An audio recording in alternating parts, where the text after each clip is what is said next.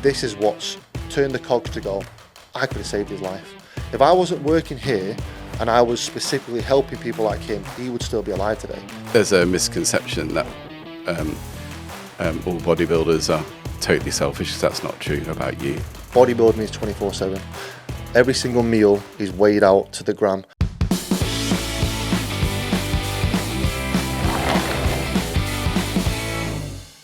Welcome to the podcast, mate. It's so good to have you.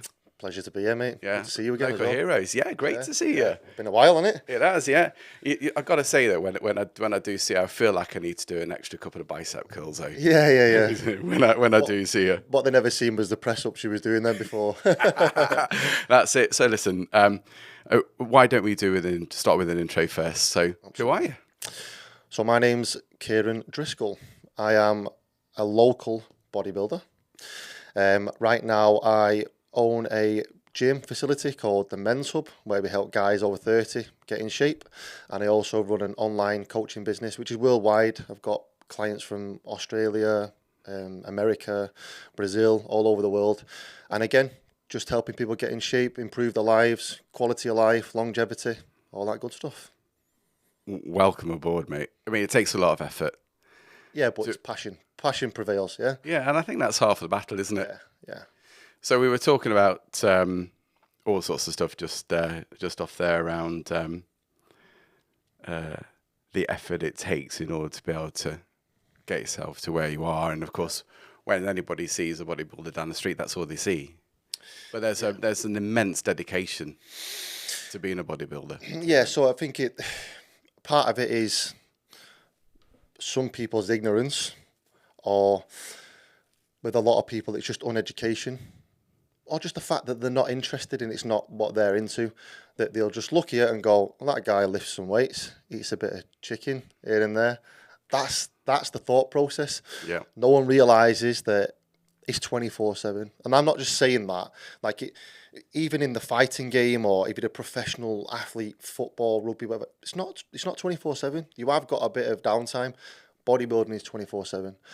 Every single meal is weighed out to the gram. Whether you're in preparation for a competition or you're in your off season where you make improvements and build muscle, you're still really in preparation for a competition just for the following year. Yeah. So everything's on point, always.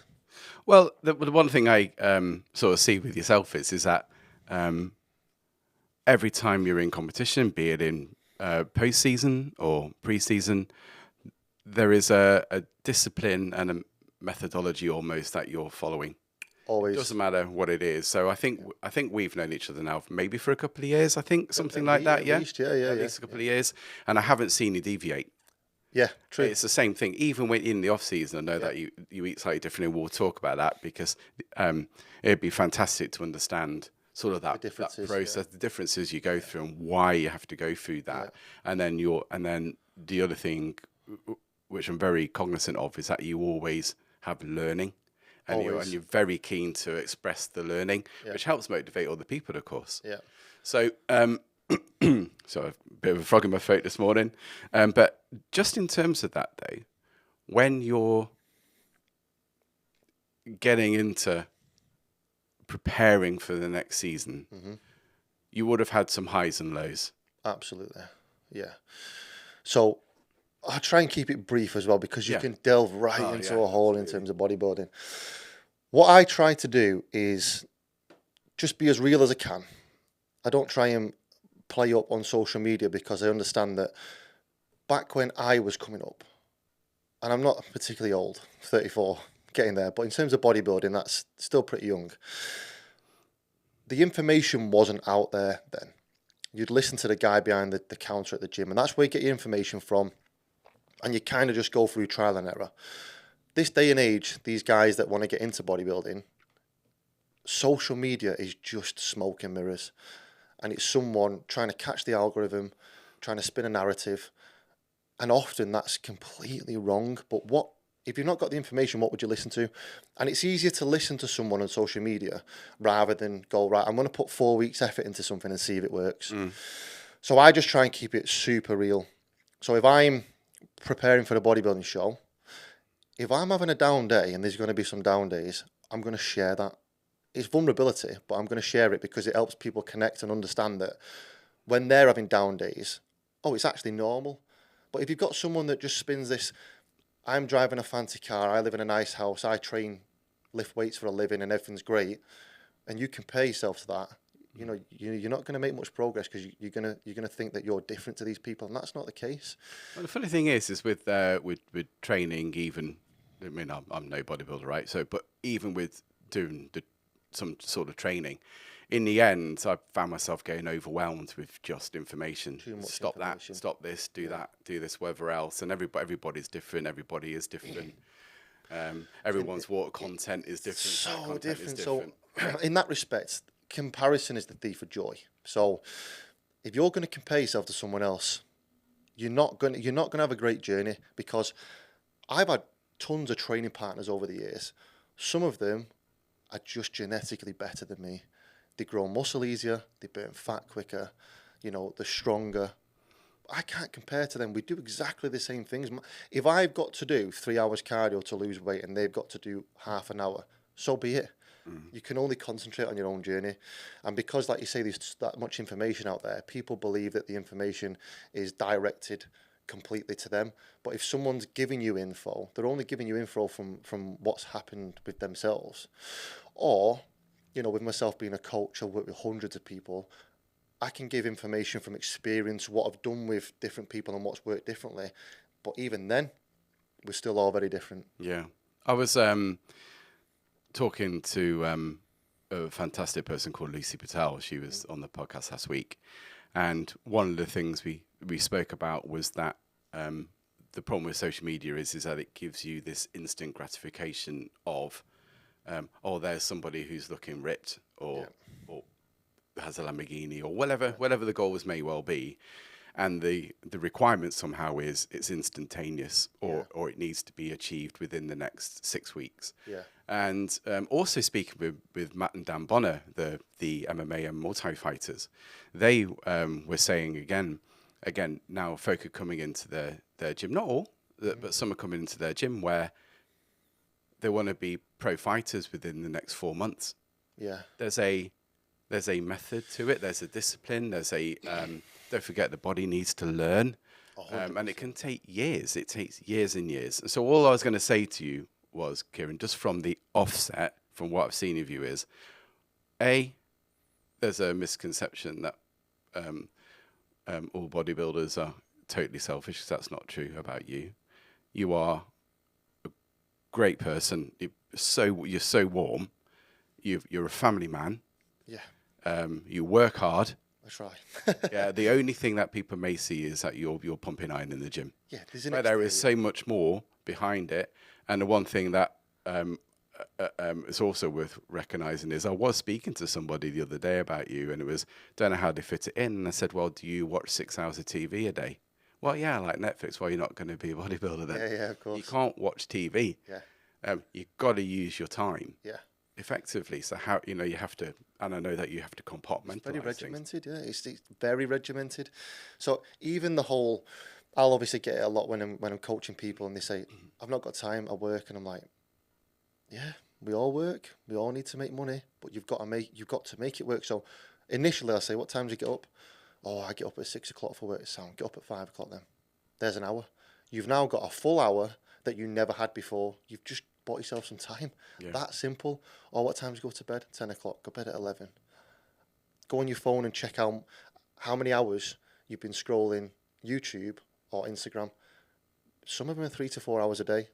You can get all that back, but it's people having to admit that to themselves, which is pretty painful thing to do. Yeah.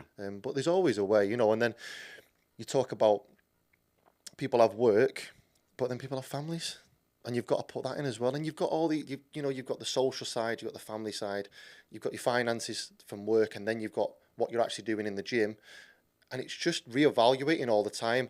Oh no, but the family pot's right down here, but the gym pot's right up here at the minute. I need to kind of balance them out a bit. So I'm going to step back a couple of hours in the gym and put a couple more hours into family this week. And if you keep them balanced, you're going to be in a good habit. Everything's going to be okay. And I'm sure there are always high and lows with all those things. I mean, you've got to prep all your food constantly. Yeah. And there's no let off from that. No.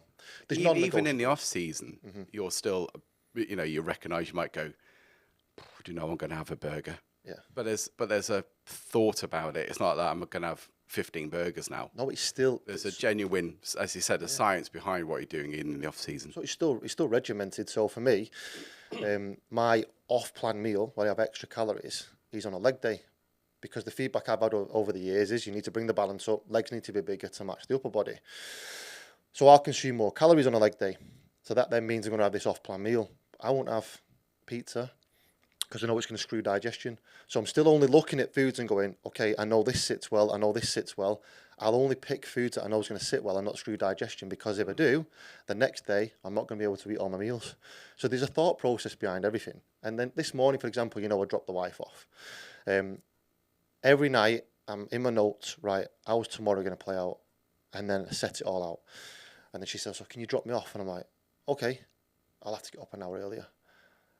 She's not needing to be dropped off till 8 a.m.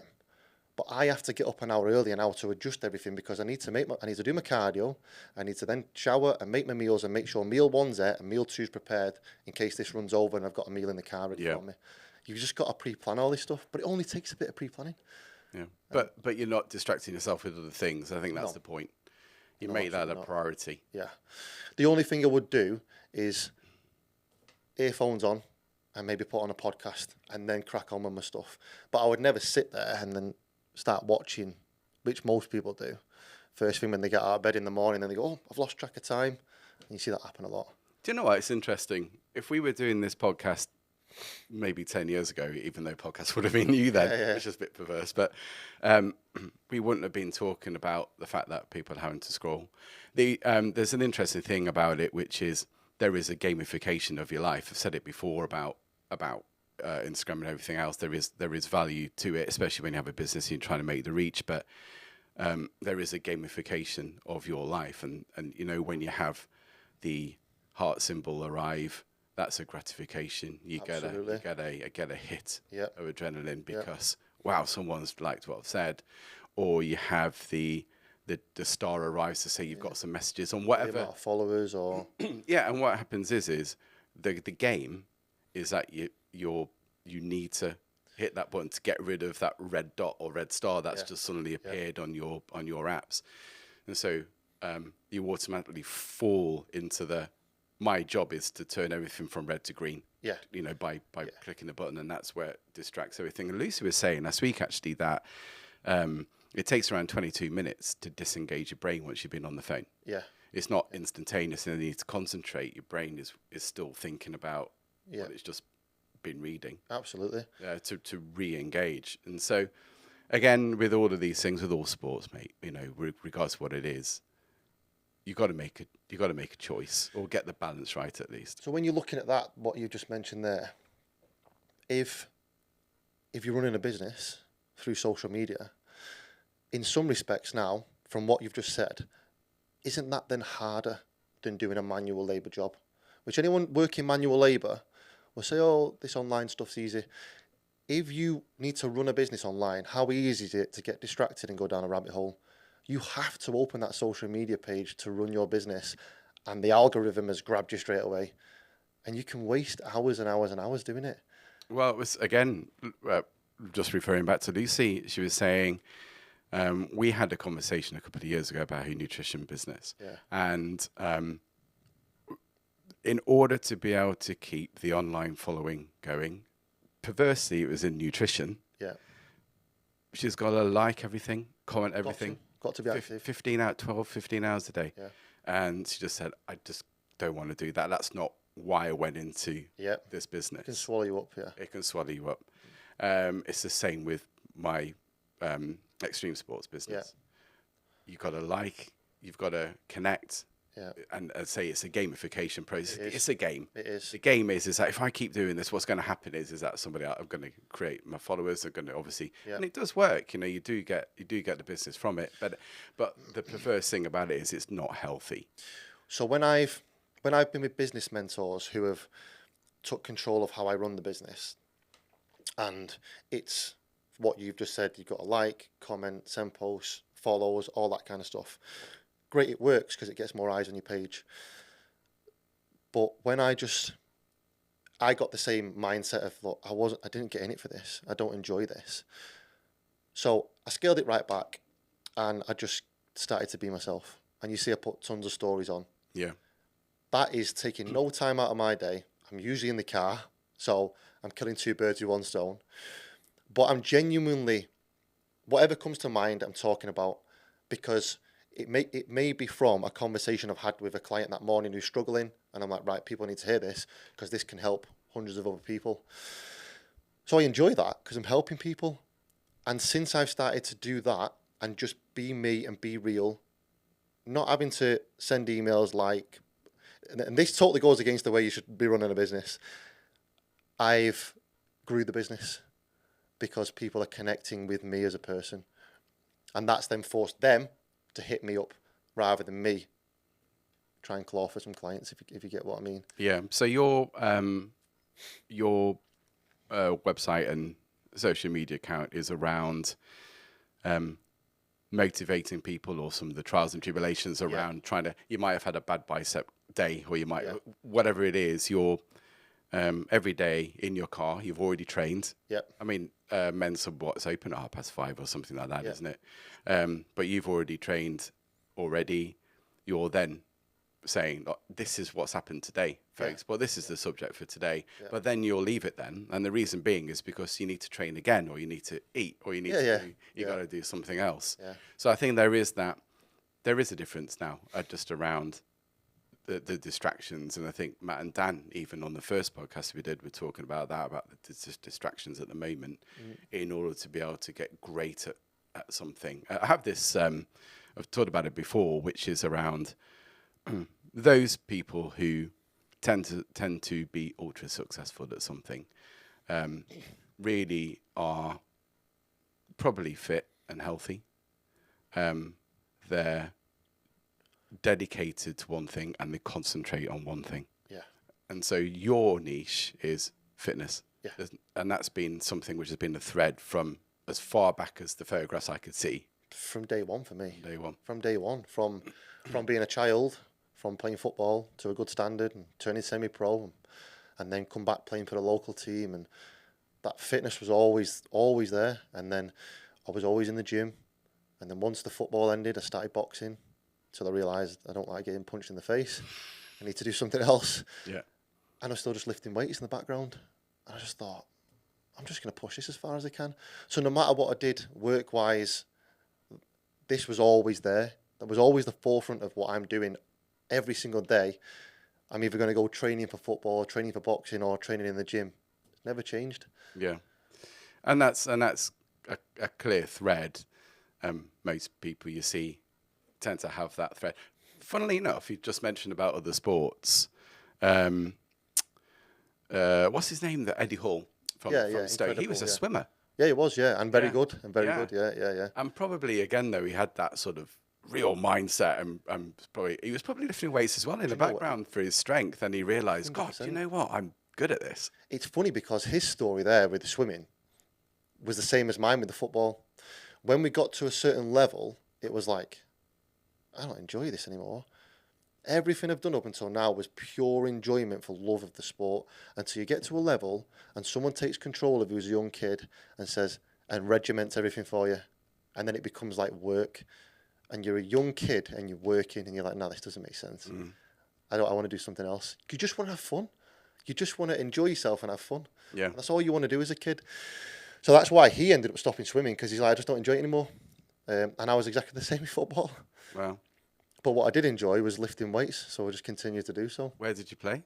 Blackburn Rovers. You played for Blackburn? Yeah. What was your position? Yeah.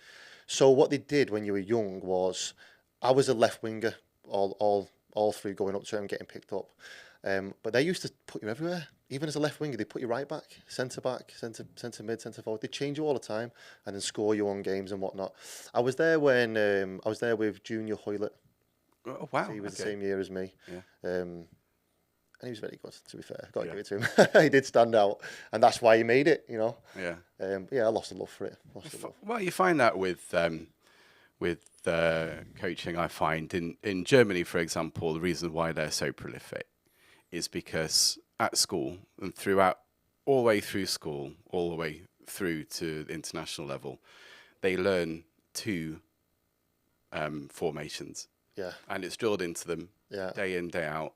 And if you're a left-footed wing back, then why on earth would you be a right-footed right winger or a centre mid? You just wouldn't do it. Occasionally you've got to take one for the team, haven't you? Well, you need to stick him in this position. But the Germans do it in such a way, which is, these are the strengths, don't play to the weaknesses. Yeah. If it's left-footed, stick him on the left-hand side of the pitch. I agree with that. And they'll run those formations. What we do, and it can't be any, I'm getting off subject a little bit, but it's still football, is that I think that why haven't we got any flair players anymore? Why haven't we got anybody who runs with the ball? Because you try and play the old Barcelona total football. Make him everything. Then just pass them, pass the ball, and there isn't any flair. Why? Because we coach it out of them. So what they used to say was, especially at that age, if you were big and you're fast, that's all we need. We'll teach you how to play football. I just need you to be big and to be fast, because then you stand a chance against everyone else. We'll teach you how to play football. Rather than having someone like a little Lionel Messi, they wouldn't have even give him a chance. You know what I mean? They'd have gone, it's too small. Don't play him. Do you know what I mean? Yeah. And it turns out to be one of the best players, if not the best player in the world. So why did you lose the thread of it, mate? Was it just a period of time in your life and you went, this just isn't switching? Yeah. So I stopped enjoying the whole.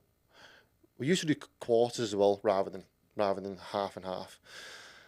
And then you'd get all these rankings, and then you'd move up ages. And I was playing with lads older than myself, and I just lost the love for it. And so I just don't want to do this anymore. I just want to go back to doing what I was doing. So when I came straight back to playing for the team that I loved playing for, Fife, which was the Sunday League team, Warrington kept mithering. So I thought, you know what? It's not as much of a step up. I'm just going to go and play with them. I was working then at the time. And that was even more strict than Blackburn Rovers. Kieran, your shirt's untucked, you're on the bench. You turn up and your shirt be untucked and you start on the bench. Or your tie wasn't done right and you come and walk the pitch for 3 hours before the game, the same pitch that you play on every week, and you're there 3 times a week. I was like, oh, this isn't for me. So I went back into like Saturday League then. And of course, then you're a higher standard than that league. So you're scoring 3, 4, 5 goals a game, and then everyone just wants to kick the tent on the bells out of you. So work then gave me an ultimatum. I was like, look, you're having time off because you're injured all the time. It's that or it's work. And I thought, look, be sensible. Yeah. Because at the time as well, I'd been through, I'd lost nans and granddads. I'd lost my mum. My dad was an alky. My brother was an alky. I was like, I need to get my life together here. So I'm going to put the effort into work and make sure that my house is in order. And that's the route. Get that foundation right. Yeah. So you, that's really interesting, because you obviously had something in you which said, sport is definitely switching me up. But obviously you said you were enjoying the weight training. Yeah. You recognised, without going off the rails, that I've got to get my house in order. Mm-hmm. And again, I think a lot of lessons can be learned around that. You can't build up without the solid foundation. Yeah, it just doesn't work. Because I'd seen the what I was around.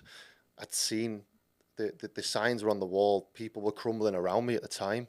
Yeah, and I was like, I can't go down this route. So I think I must have been 18 at the time, roughly around that age. And I was like straight into work, mortgage.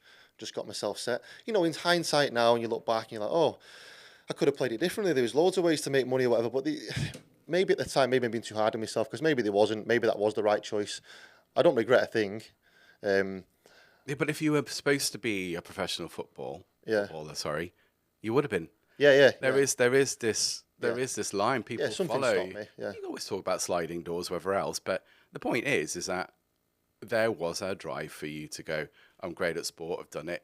It isn't for me, but actually I'm going to maintain some sort of flow. And this is the route I genuinely feel I'm going to go. A lot of people can interfere with your natural flow. You know how water has a flow? Yeah, of course. It will find a way. It will find its destination from here to that mug, one way or the other. Yeah. And what can happen is that you can other influences can keep you going perhaps the way you shouldn't be going.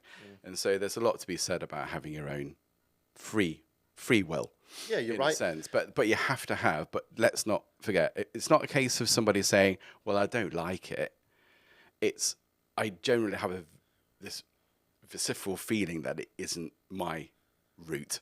Yeah, and I kind of forgot. I kind of bury things a bit deep and forget about the past sometimes. But just reliving some of them moments now, I do remember specifically there was tons of travelling. There was just lots and lots of travelling, lots of time away from home. And I was leaving a broken home. I'd just lost my mum. One of my brothers was like working nightclubs and just, he was up at night, sleeping in the day. The other brother was a bad alky and on some harsh drugs as well. My dad had turned to drink bad. And I'm constantly away and then coming back and everything's a mess. I'm trying to get my life back together and then I'm away and back, I'm away and back. So maybe that was more of an impact, and that's what probably made me lose the love for everything that was going on, because then I kind of like had a resentment towards football. I needed to get my life together. Oh, that's interesting. Yeah.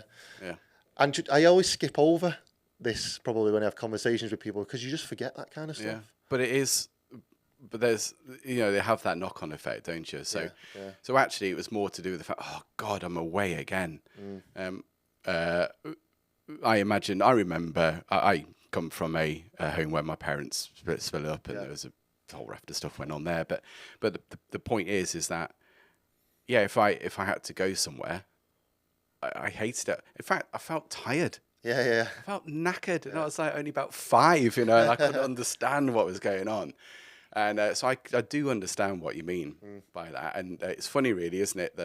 This just isn't, this dimension now is no longer right. I'm now resenting it for these reasons. I'm still good at football, by the way, but but actually what you could control is going to the gym, I think. So there are things that we should worry about, which are what are the things in my control I can do something about. The things which are on the outside of that are, if other people are making decisions, I'm not in control of that at all. Yeah. So I think what it sounds like to me is that you went, I can control this part of this chaos. Absolutely. That's because I was still mega into fitness. That's where the boxing then come into play. Because going into boxing, it was, you're nobody now. You're at the bottom, so you just go into an amateur boxing club, which is just round the corner. You can still be incredibly fit. You can still go to the gym, go to boxing, do some amateur fights, and everything's great. So I went down that route. But like I said, boxing just wasn't the answer, because when I was in the ring, I enjoyed the fitness side of it. I enjoyed sparring. But then in the ring, it was just different. You've got to be a certain type of person to get punched in the face and throw punches and get enjoyment out of it. And it just wasn't for me. And that's when I then fell back and was like, why don't I just keep lifting the weights? Because that's never done me any dirty. That's been all right. So I'll just continue doing that. Yeah. But there's nothing wrong with trying to find these sports. A lot of people in CrossFit have a multitude of things they've been trying before they find CrossFit, for example, because of it's multifunctional and there's different disciplines. And they go, actually, because I'm now doing 3 or 4 or 5 different things within the CrossFit box, as it were. Ticks all boxes, that's ticking all the boxes for me. Whereas you might find somebody who comes out of CrossFit, for example, such as Josh Summergill, for example, and he was like, I'm great at powerlifting. Yeah. So why wouldn't I there's some certain disciplines within CrossFit which are great, but that's what I want to do. Yeah, and if you want to do it, go and do it. Yeah. Life's too short. Yeah. So did you have, so you started on the journey of weightlifting. It sounds to me probably generally towards your late teens is where you went. You're already doing weight training. Yeah. You had to do that with sport, but you realize, hang on, let me just spend an hour doing this a day or something. Is that right? Towards the end of your teenage years? It was towards the late teens. But I will be honest, once I'd lost the discipline from football, I'd lost the discipline from the boxing, and it was like left to my own devices in a gym because there was no gym coach. It was all on you. I kind of lost my way for a couple of years in my late teens because of everyone who was around and because of all the loss in the family and the mismatch and all the crap that was going on at home. I turned to it. I was drinking. I was taking drugs. I was in hell for a couple of years. But I was still going to the gym every day. That remained the same. I always still trained, but I definitely lost my way a little bit until I then just like sank in to work fully and was like I mentioned, no, I need to get my house in order here. Yeah. And then then when you went to work down the road? Joseph Crossfields, yeah. It was, I don't know if it was called at the time, Silicus it might have been, but yeah, I was an engineer on a chemical firm. So I'd done an apprenticeship.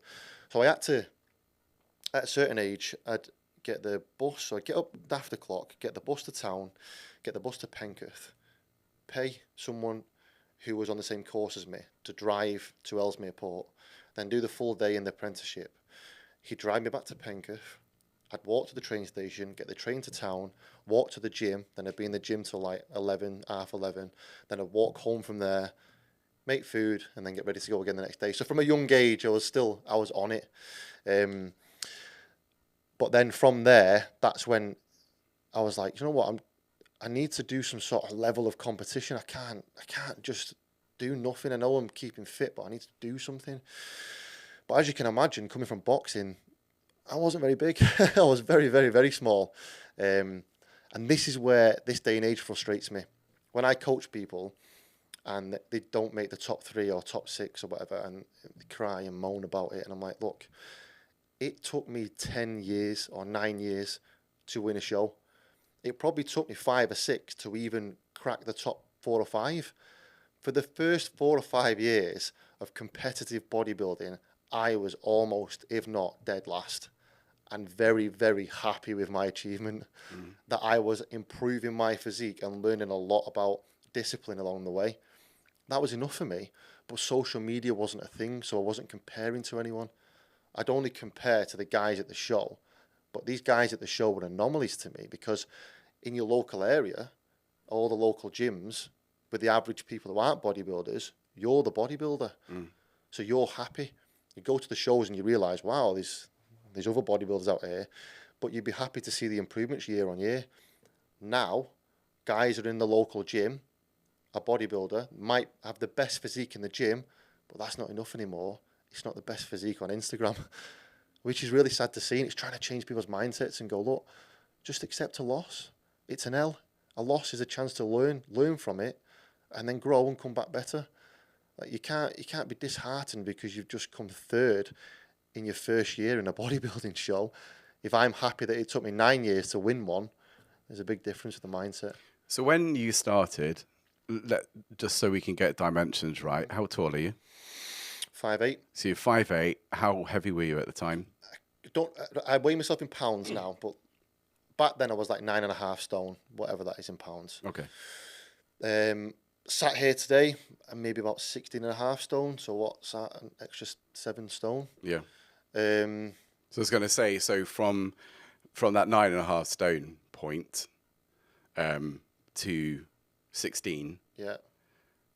I am actually a bit heavier than I've just come off competition, so I'm probably another 1.5 stone normally heavier than this, like if it's average. Right. Okay. Oh, right. Okay. So you put on another stone of muscle from here. Yeah. More intracellular fullness, okay. Not a lot of muscle. Yeah, the science behind it. Yeah, yeah. So muscle takes a long, long time to grow. Like if you put on 30 to 40, even 50 pound in a year, if you cut it all down at the end of it, you're probably 5, 6, 7 pound of muscle. Right. Not a lot. Okay. But it is a lot. Yeah. When you see it on the frame, it looks a lot if you put it in the right places. But this is where the science behind the water and the everything else comes in, doesn't it? Into each fibre of the. This is why it's kind of laughable when people cry about the scales and I've put £2 on. No, like, what's £2? A little, like, it's just a little bit of water manipulation. If you're fluctuating £2 up and down, there is zero implications in fat gain or fat loss there. It is just water manipulation. That is it. I did a show in Ireland a few weeks back. Took the wife and kids, another guy who I was coaching previously, who was competing there, and then a friend of mine. So there's a few of us all in a house. Kids are making noise. 4-hour travel in the car. My body was stressed. At night, I remember Carissa, the wife, was taking pictures of me, and I was like, I'm not getting on stage. I'm embarrassed at the way I look. It doesn't look great. I've fluffed it. I've made a mess of this. And then I was like, you know what? she said, I'm going to put all the stuff that you need sorting for tonight, ready for the morning. Give me a list. I'll sort it out. Go to bed and get to sleep. This is like 8 p.m. or something. I said, you're stressed. You need to get rid of that stress. Woke up the next day, 10 pound lighter. Wow. So that was it cortisol or something? I can't remember what it. Cortisol will be raised and spiked. Yeah. That'll cause a bit of inflammation. That'll cause water retention, especially when you're like sub 5% body fat. You're going to see that. And that's all it was. Right. So, you know. Very wise, Carissa. Yeah, very wise. Losing 10 pound overnight, like to the average person, they go, oh my God, I'm 10 pound of fat down. No, you've just been to the toilet a few times, that's all. Right, okay. But it does have, stress. I think, so that's down to stress, isn't it? That's the biggest thing, especially when close to a bodybuilding show. That is the biggest thing that destroys a physique is stress. Stress can be caused, isn't just like mental stress. It can be too much fatigue stress, physical stress. Carrying on doing cardio when you've got no fat to lose, you need to just relax.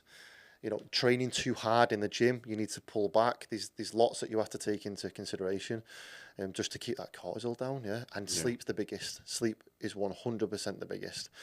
If you're, let's say, if you're waking up at 4 o'clock purposely to do your cardio, it's like jumping over a 50 pound note to pick up a fiver. It just doesn't make sense. Have the extra 2 hours sleep that your body needs, and then do your cardio. And if you've not got time to do it then because you've had the sleep, I'd much prefer you to have the sleep and fit the cardio in later on in the day when it makes sense for you. Well, you don't want your adrenals up, do you? Exactly. So I think that's where things like magnesium. Yeah. Well, there's loads. If you're getting your nutrition balance, if you've got the balance right, so in other words, you're not eating a shitload of carbohydrates. Yeah, well, it depends. Late at night, does that impact anything? Again, everyone's body's different. Now, most people close to a bodybuilding competition are having no carbohydrates before bed, but then that's affecting sleep because your body's waking up hungry. Sometimes it might be a case of if it's affecting someone's sleep too much, you pull some carbohydrates from the middle of the day, put them before bed, and they'll sleep better, and then they'll continue to burn fat. But then you talk about the magnesium, yeah, great, but now all these bodybuilding brands have brought out supplements that have got, say, magnesium, 5-HTTP, ashwagandha, you know, all together. Like, this is your sleep. Is that like ashwagandha? Is that like a that's just pure herbs, isn't it? Well, it all is. They're pretty much everything, really. Yeah. Just to control cortisol levels, just to help you unwind, relax. I mean, even if you was training, and you train incredibly hard, and you know your central nervous system was smashed. Well, after training, just take some ashwagandha, and just once that central nervous system recovers, then your body can start to recover.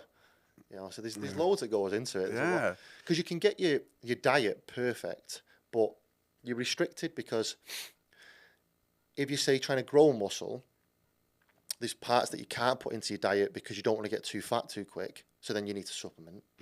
If you're trying to burn fat, then you're obviously a bit restrictive in your diet, and therefore, even if you've covered all the macros and as many micronutrients as you can, you're still going to have to supplement because you won't get all that from your food. Not a chance. But it was interesting what you're saying, though, that people are different. So, as you said, there are people who genetically would have a slightly different plan to eat.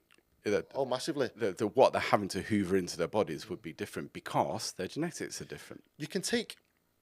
So if I took 5 guys on now, and all 5 guys done a questionnaire, and they're all pretty much similar, they all work same types of jobs, similar weights, all that kind of stuff, and none of them have got any issues with whatever types of food I'll eat anything. All 5 can be set up on the same nutrition plan. That's not no cookie cutter copy and paste. This is what your baseline is. And then over the next 2 weeks, every single one of you is going to be in a different nutrition plan because your body's going to give me feedback. Mentally, you might struggle going, I just can't eat salmon before bed. It makes me feel sick. I just can't look at fish before bed. Right, okay, well, we'll change your salmon. He's still on salmon. Now he's on Greek yogurt or whatever it may be. And then the next guy might be going, I feel a bit bloated, after that porridge. Okay, we'll have to change that for a rice product. Yeah. And then that's when the coaching comes into play. But what people do is they'll look online and they'll all put the figures in and they'll all be spat out the same diet. And then it's like, what do you do now? After 2 weeks, do you know how to read the feedback from your body and what changes to make? That's where the coaching comes into play. Right, that's really interesting. So who were your idols then when you were back in the day? We sort of motivated you across this line? Because what I'm hearing is that you didn't start off on the journey to say, I'm going to be a bodybuilder. No. So because you were working, you're getting your house in order. Did you have any idols at the time? So, because I wasn't a young kid interested in bodybuilding at all, I didn't have any bodybuilding idols. Mine was all football. I was supporting Man United. Ryan Giggs was my hero, all that kind of stuff. And then when I started getting interested in the body, I'd seen magazines of bodybuilders, and even then I was like, I never want to look like that. That looks ridiculous to me. And this probably sounds a bit strange, but we was in a pub having like a Sunday lunch, all the family, and there's a coaster. I don't know what they were promoting. I was only a kid. There's a couple of coasters, and one's a woman and one's a man, and on the front side is the torso from here to here, and then on the back side, same again. And I looked at this guy and I'm like, look at them abs and look at that chest. And looking back now, he's probably just some skinny guy. But to me at the time, I was like, whoa, I'd love to look like that. So I took the coaster home. And I remember just looking at the coaster going, I want my body to look like that. And I got some of them like, them weights from, what is it, Argos? Oh, yeah. It was concrete or sand or whatever. And I just did my own stuff in the bedroom. I had no information. There was nothing to look up. I just started doing press-ups, I started doing sit-ups, I started doing bicep curls, and I started seeing my body change. And then when I got into it, I went to the gym. That was when I was like, oh, there's people here with not just that body, but that body. Now I want to look like that. Okay. And then the progression started to come into play. So you started seeing local people, and you're going, how did he get his lats like that? Yes. And that's where it started. I want to talk to you about the dimension question. It's kind of slightly off topic, but Michael Jordan was saying that when he never missed a training session. Yeah. Because he knew he had a limited amount of time. He knew he needed to be great, and he never missed one single training session, no matter how much he hated it.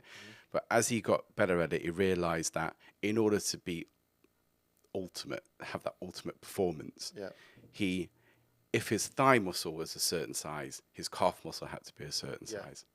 And then if that was the case, that meant that his hip flexors needs to be in a there's so much measurement to it, and that was the difference between half a second. Oh yeah, 100%. So a lot of the guys like Arnold Schwarzenegger era, the look was very prevalent back then, that this is the look.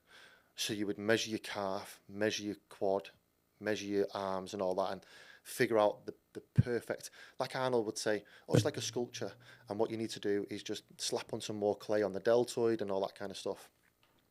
As bodybuilding progressed, a chap came along that took over, Dorian Yates. Yeah, Dorian Yates.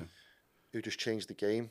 He was just big, gnarly, conditioned, almost like he'd walk out on stage and you'd be like, what is that? Not that, that looks really nice. It's what is that? That's scary to look at. So with him changing the game, and that was what people wanted to chase, it was now a case of, I ain't measuring nothing. I'm just going to get everything as big as I possibly can. Because until you got yourself to his size, you were like, I've got work to do. I've got to get there. And then maybe once you've got to his size, then you'd start to look at the measurements and whatever. Yeah. So bodybuilding changed a lot. Yeah. There's almost like these significant points in time with bodybuilding, isn't there? So, I mean, the funny thing is that folk think, bodybuilding started probably in the late 60s. Arnie obviously brought it to life, with his character in 1975. But that was on the Pumping Iron documentary, which then drove him. Obviously, Arnie had plans, didn't he, around being a film star and stuff. But bodybuilding goes back to the 1870s, 1880s. There was a guy called Eugene Sandow. He was a strongman. Yeah, and obviously worked in the circus. Olympia now, that's the Sandow Trophy. That's the Sandow Trophy, and you think about the Atlas stones. That was George Atlas, from the early 1900s. And the thing is that when he was doing his strongman shows, I guess, in the circus.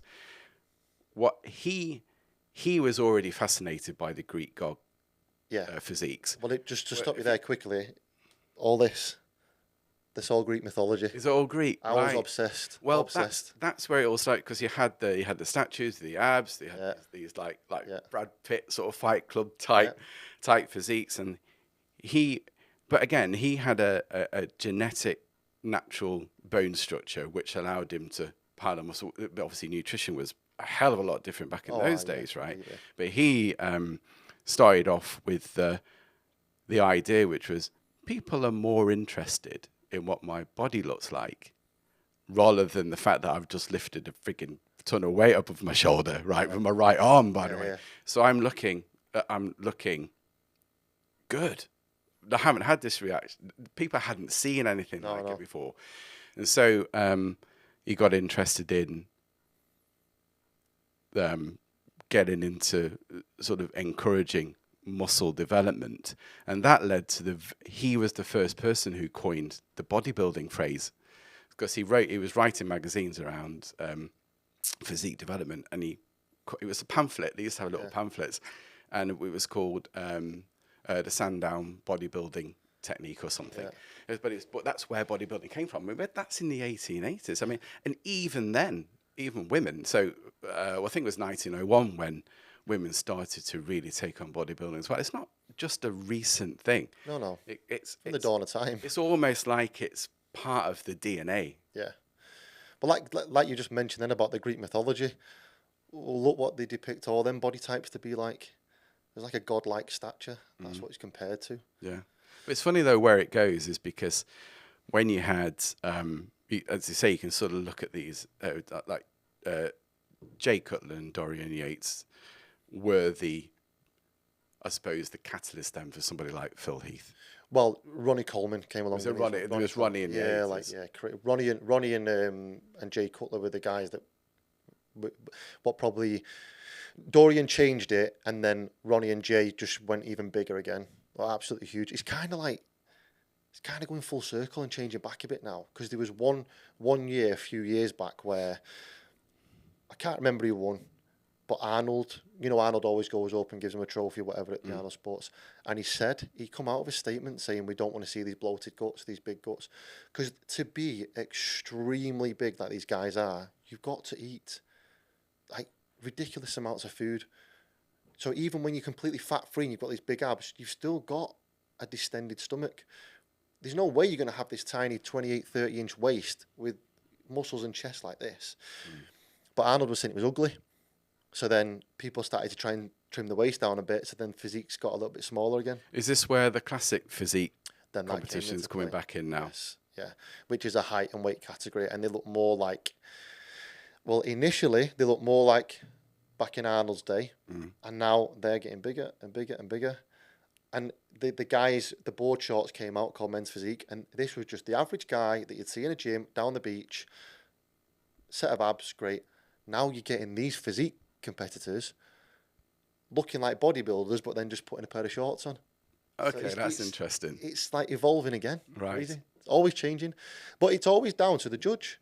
Whatever the judge rewards, people go, right, I want to do that then. Yeah. If they reward someone this year that is a lot smaller but trim, and he wins the Mr. Olympia, you'll see it across the next couple of years that everyone trims down. Because you can only go off, because it's such a subjective sport, what can you go off? It's not boxing that you've got to knock someone out. And even that can be subjective, kind of, if you both make it to the end. But it's what the judges want to see. It's not what you think looks the best. You've got to do what the judges ask for. So do you think there is always that challenge, which is the back and the lats are the things that are going to really turn this competition today? Or is it the quads? Like Jay Cutler, he had that stamped. Do you remember he used to stamp his leg like that, and you see the sinews, striations, and when people used to say shoulders are one from the back, because there was a stage where people's backs weren't quite up to scratch because you were just going off like the Arnold Schwarzenegger days or whatever. And then anyone that was like incredibly conditioned from the back, it wasn't really seen before. So when you had them like piano, guitar hamstrings, and the glutes dug out and like your Christmas tree at the bottom of the back. Like you said, Kai Green. Yeah. You know, his back was incredible. Yeah. So when this came along, it was new to people. So a lot of shows were won from the back. But not anymore. It's changed again. You're now getting people winning that aren't as conditioned, but then you'll get people winning that are absolutely like unbelievably conditioned. Then there's a battle of shorter, thicker guys and taller, more aesthetically pleasing guys, and it's not really got a set point at the minute. Since the Phil Heath era, it's never really settled back in. Right. It's still going through a bit of a change. How do you adapt to that? I mean, I think is it the case of, as you said, which is, I'm just going to train. Yes. I'm going to train. I'm going to look at where the feedback I've had from this particular competition. Yeah. And then I'm going to concentrate on that. But in order, the Michael Johnson scenario, in order to add some slabs of concrete on my back, I've got to get my quads a bit bigger and whatever else. Is that the kind of the way you would go about it? At a certain level, it's, unless you're big enough, don't worry about it. Now, the level I'm at to turn pro, I'm big enough to turn pro, yeah. But my balance is slightly out now. From the side, it's okay. From the back, it's okay. But from the front, I have quite round delts. The quad doesn't look as round. So even though the good legs, they then don't look good because of the shoulder, which is crazy. Because if you put two things next to it, if you've got a spoon that's a small spoon, and then you put it next to an even smaller spoon, well, your small spoons now just become a big spoon. Yeah. So if I've got a t-shirt on and I get my legs out, then a big set of legs. And then I take my t-shirt off, now the legs look small. So you've got to get that balance right. So for me now, I've got to put the effort into bringing the legs up to match the shoulders without trying to grow the shoulders anymore. Okay. So is that what, lighter weight, less reps, is it? Or just back off on training upper body as much, train it less. Okay. And just put more effort into training legs more. Yeah, and then if you cut the water, you're going to get the definition anyway because you've already got the mass. Yeah. Okay. When did you see your physique change? Was there a point? Was there a like a tipping point? No, not really. For me, whatever stage I've been at, I was always completely happy with the way I looked, and I'd get the compliments, and I'd get people speaking to me, and they'd be saying, you know, oh, you look amazing, great abs, or whatever it may be.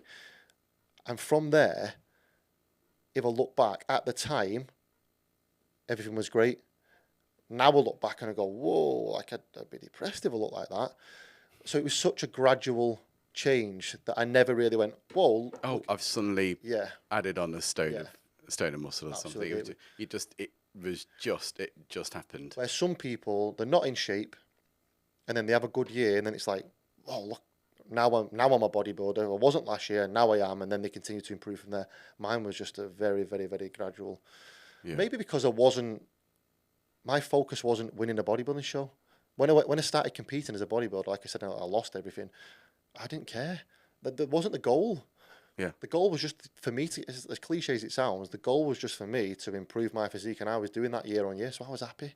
I wasn't looking at the guy that was first and going, that's what I need to look like. It was never a thought process. And naturally, because I enjoyed what I was doing and continued to get better, well, I'm now better than that guy. And now I'm at the next stage, you know what I mean? So well, there's a competitiveness in you though, Kieran, in order to there has to be. Always. Because you've got to, as I say, you're really focusing on being better every single day. Yeah. And so that having that competitiveness means that, right, I will get this delt bigger, or I will get my lat, or I will, so I am going to do it. The difference in bodybuilding is, I can be like, I know what I need to work on, and as long as I tick every box and put as much possible effort in as I can, I've got to be happy, because I can't control who turns up on the day. I can't control if I'm stood next to the next Arnold Schwarzenegger, the next Kai Green, the next Phil Heath. That's out of my control. But if I've done what I set out to do, you've just got to be happy with the progress. Yeah. But at the same time, you should still be looking at, look, I am at this certain standard now. Like if I'm out the top three, then I'm very unhappy. That shouldn't be happening anymore. But within that top three, everyone's of a certain level where, it can flip-flop between. And you've just got to try and get to a level where you're like, I'm going to shut the door.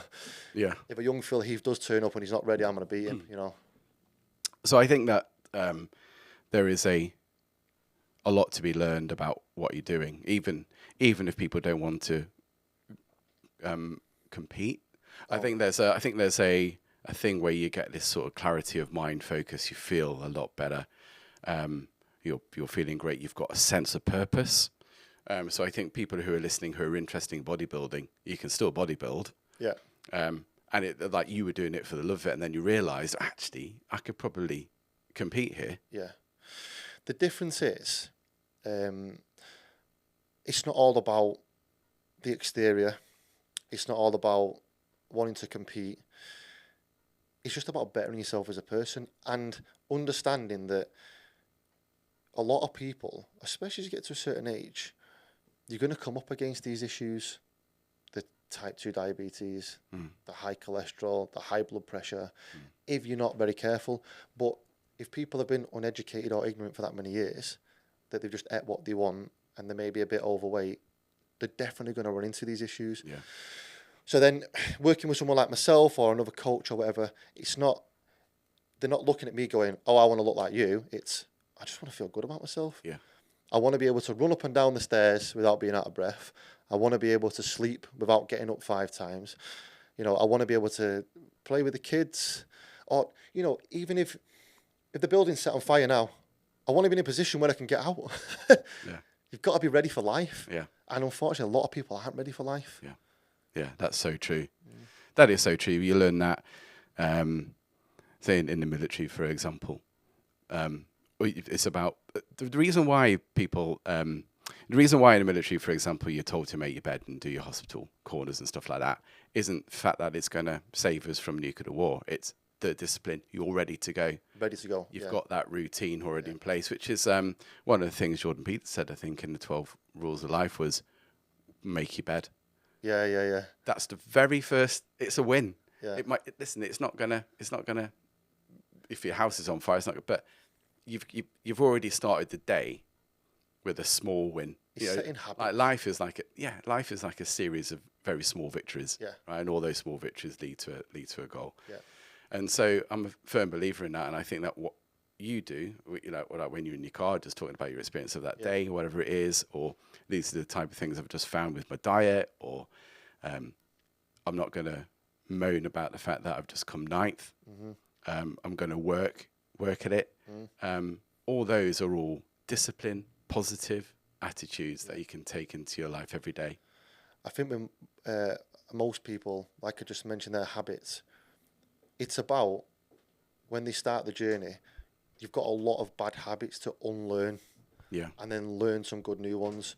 Even yourself, when you came to us at the hub for 6, 12 months, whatever it was at the time, you 100% unlearn a lot of your bad habits, learn some good new ones that you've carried through to today. Yeah.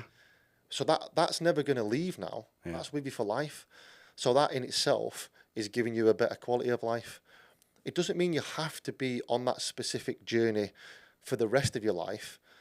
It was just about you were going one way and you needed to just get yourself back on track. Yeah. And that's all it is with a lot of people. So, you know, some people will go, oh, let's say, oh, I want to do this 12-week, let's get in shape. Great.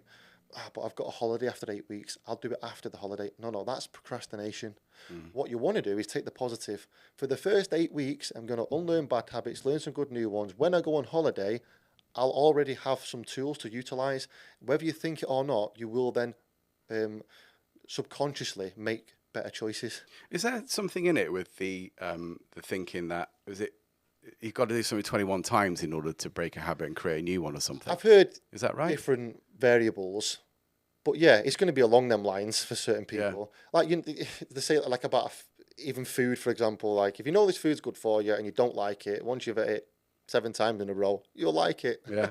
What I can say is, if you diet, and get to low levels of body fat and are very consistent, where you are actually truly hungry, you'll like any food.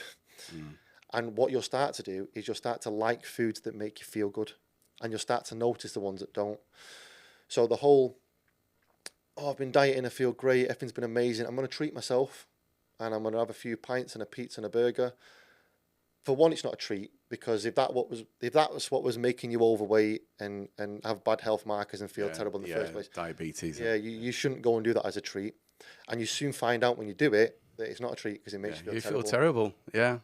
I saw it was a post from somebody who said, "Oh, I just had a pizza." I think she just competed and she just had a pizza. She said, "I'm never doing that ever again." Yeah. She felt you kind of forget how bad you feel. Yeah. Which is quite interesting. So they tie emotion. People tie emotion to food.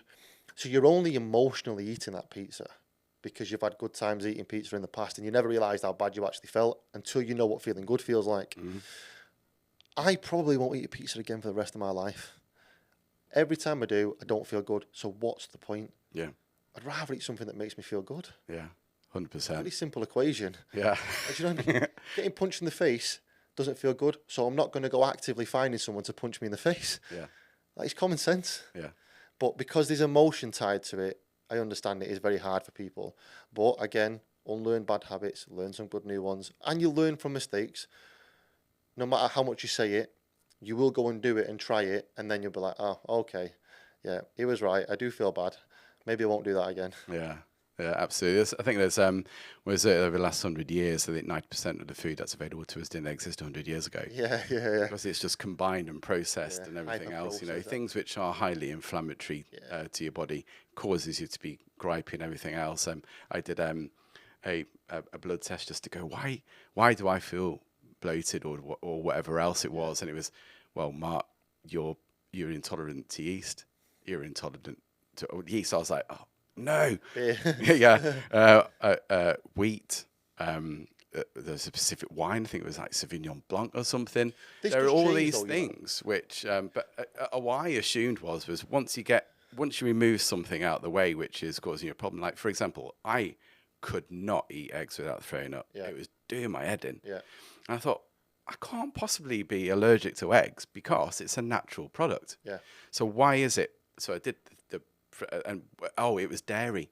Yeah. So it was milk. So I can't digest the lactose or something. That most people can't. So which is probably why the Chinese don't drink it after 9 months old. Yeah. Anyway, so I removed that out of the way. Guess what? I can consume as many eggs as I want now because my body's not dealing with all the sludge and all the other inflammation. That inflammation is now gone. And so guess what? I can now digest these things that are making me feel sick. I suppose it's different. It's different with dairy because, like you say, most people can't digest the lactose anyway. But there's a lot of things you can be intolerant to. So, for example, even nuts, for example, you can have an intolerance, but that can change. Mm. So, like, you change your eating habits and you work out and, you lose some weight or whatever it may be, and then you check again in 6 months, the intolerance could be gone. And as long as you just reintroduce them slowly, it can work. What does this is going to be a question that you will have been asked a lot, is what would a regular day look like for you off season? So keeping yourself maintained, for example, whatever. So what does your diet look like? Including what Sleep, I do work-wise. Yeah, so what do you do? So the setup right now, I track my sleep as well. So like the setup for today started last night. Okay. So last night, I have all my health supplements. I have a sleep supplement, and I've got my notepad, or usually sometimes do it on my phone. I just write out what tomorrow needs to look like, and it changes every day because I don't have a 9 to 5. I own the mentor business, which is the brick and mortars business. Then I've got the online coaching business. Then I've got the kids, and they're off school. So things change a lot. This morning was cardio, non-negotiable. First thing, get out of bed. In fact, I did a check-in first. Weighed myself, took pictures, got some feedback, see how the week's gone, see if anything needs changing in my diet and whatnot. Then I do my cardio, quick shower. What's the cardio look like? Is it like 20-minute run or something? I've just got an exercise bike in the garden. I like to get out because I like to get the eyes in the sunlight. Yeah, I'm sure you know all about that. Yeah. So I get out in the garden and do the exercise bike. I've got a lean-to as well, so if it's raining, I'm okay. But again, like, people say, oh, it's all right for you. Yeah, no. I've paid for the lean-to and paid for the bike. It wasn't just put there, You had to work for it. Yeah, exactly. So I'll do the cardio. For now, it's just 20 to 30 minutes, just go off how I feel. Because it's off season, it's not as regimented. So 20 to 30 minutes, get showered, then I'll come and sort my whole meals for the day. I sort them all in one go. So I'll sort me like eggs, and I have eggs and cream of rice for meal one, some blueberries and whatnot. And then I'll have all my tubs, and there'll be rice in some, there'll be cream of rice, there'll be chicken, there'll be beef, there'll be eggs, vegetables. I use a lot of like fermented sauerkraut, kimchi, things like that. All that sorted. How many times do you eat a day? 6. The only meal I don't cook is the 6th meal, because I know I'll always be able to cook that before bed. So now I've got all my meals. All the meals go in a bag where my laptop goes, because the day can change. So then I'm supposed to sit down on the computer, and I should have a list of check-ins done in the morning from all the guys that I'm doing the check-ins for and adjusting the diets and training plans or whatever. This morning I didn't sit at the computer because I needed to drop the wife off and then come here. Yeah. But that was all planned in. But in the car, I've got a bag, I've got all my food, I've got my laptop. I know I've got to go and get the kids. But if when I get out of here, check my phone and there's anything urgent off one of the clients, I'll sit in the car and I'll jump straight on the laptop and get to them first. Then once I've got the kids and got home, I'll get back on to the computer. Then I'll have to nip to the men's hub and have a meeting with the lads. There's 3 guys that work there at the minute. Go over all the business stuff, and it's obviously the first of the month now. So we'll just basically go over KPIs from last month. And the guys are great. You know, we've had the business for 2 years now. We've built it up, very successful. So they're great at running the day-to-day stuff. It's basically just a conversation, a quick meeting. So, you know, all the hard work and the early mornings, the late nights, the building work, all that kind of stuff, it was all worth it. We're in a good position there. And then all the work that I've done in the morning from all the clients, a lot of them are going to then come back to me with questions. So from the hub, I'll then have to go and drop the kids off with her mum. She's going to help me out while she's away. Then I'll go and train. When I go and train, phone's off, night mode or whatever you want to call it. I have to do all my mobility work, because as you start to grow, things get a lot tighter. Do the mobility, do the training, go back, shower, eat, go and pick the kids up, come back, and then back to the computer to get onto all the replies from the clients, and then back to the brick and mortar business and find out how today's ran and if we need to make any changes there. And then it's back to setting up the next day. Right. Pretty much. So it's you're preparing, you're looking ahead, you're preparing ahead. So I think what everybody can take out of what you've just said is, because your meals are prepared.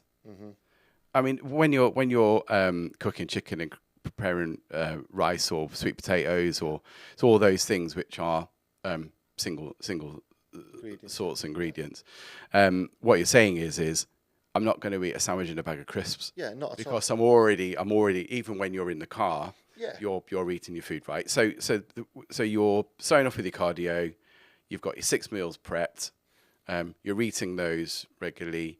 You then go and do your training. Yeah. You've taken on the water. Yeah. I think that was a word. Thank you for reminding me about that. So I was going to say, non-negotiable was the quote I remember you saying in the past, and you've said it many times. I hammer it.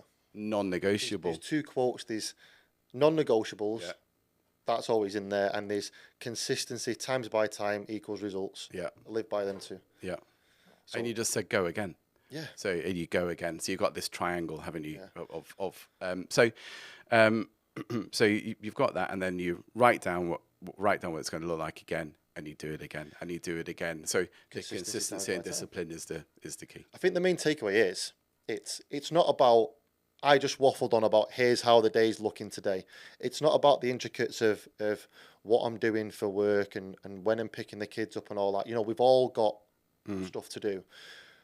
The main part is the non-negotiable in the morning was the cardio's done, the food's prepared, and there's a laptop in my bag. So the rest of the day's planned, but you've got to be prepared for those plans to not be on plan, which they won't be. Something will change. Doesn't matter, because if something changes, the non-negotiables remain the same. I've got my food and I've got my laptop to do my work. So that's always, no matter what happens now, I'm always going to be able to stick to that plan. Yeah. And then the day's going to end at some point, and if it's just gone completely upside down, I'm still going to train at the end of the day, the other non-negotiable. So it doesn't really matter how the day looks, as long as you've, the night before, prepared for the next day, and then got all your non-negotiables sorted in the morning. See, the thing is, it doesn't matter if you're working a 9 to 5 job in that respect, Kieran, because you can still take your 4 meals with you or 5 meals with you in your bag, right? I've done it. And then you eat it and that's it. I was doing it in the office over in Manchester. You just chewing what is it, chicken and broccoli and beef and asparagus and God knows what else, but it was already done. So even if I worked on, mine was 8-4 my job, but it was a case of sometimes if a job runs over, you're doing overtime. Sound, I've got extra food in my bag to accommodate. Yeah. It's not hard to do. So sometimes if I'd work a 12, 14-hour shift, I wouldn't miss a meal, and then I'd just go and train later in the day. Non-negotiables are always done. Get up, do cardio, eat a meal, go to work. Have your meals prepared for your brew time, your lunch time, and when you finish, then go to the gym, come home. Yeah. It's a real simple concept. Yeah. But it's just the application isn't easy. It is hard to do. But you've got to, again, unlearn bad habits, learn good new ones, be consistent, do it for long periods of time, and you'll make results. Yeah. I couldn't agree more. Yeah. And you see that with you've got the Olympics on now, right? For example, every athlete is doing, might not be bodybuilders, obviously, but they're all doing the same things. They've still got that discipline. They're still prepared. Yeah. They're still ahead. They're still, dedicated. And it doesn't even matter if it's not a sport. You might just be an incredible businessman, but there's certain non-negotiables and disciplines that come with being this incredible businessman. Unfortunately, what tends to happen is a lot of them neglect their health because they're so disciplined and focused with the non-negotiables for what they've got to do to grow the businesses. They forget about the non-negotiables and disciplines they've got to do to look after themselves.